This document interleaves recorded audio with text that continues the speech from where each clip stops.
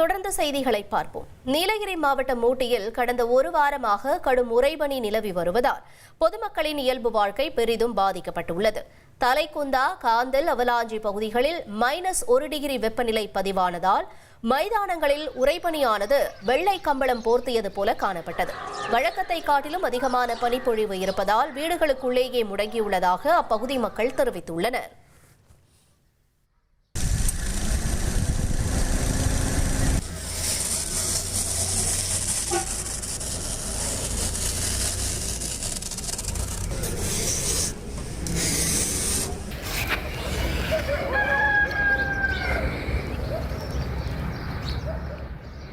வருஷம் நவம்பர் டிசம்பரில் பனி விழுகும். ஆனால் இந்த வருஷத்தோட பனியோட தாக்கம் வந்துட்டு ரொம்ப அதிகமாக இருக்குது. இந்த தலைக்குந்தான்னு சொல்லிட்டு ஊட்டியிலேருந்து ஒரு 6-7 கிலோமீட்டர் அங்கே பார்த்தீங்கன்னா தண்ணியே வந்துட்டு ரொம்ப ஃப்ரீசராக ஆயிடுச்சு நேற்றெல்லாம். சார் குளிர்னு சொல்லி பார்த்தீங்கன்னா நவம்பர் டிசம்பரில் நாங்கள் இந்த உள்ளன் கிளாத்லாம் நாங்கள் போட்டுட்ருப்போம், சொட்டர்லாம் போடுவோம்.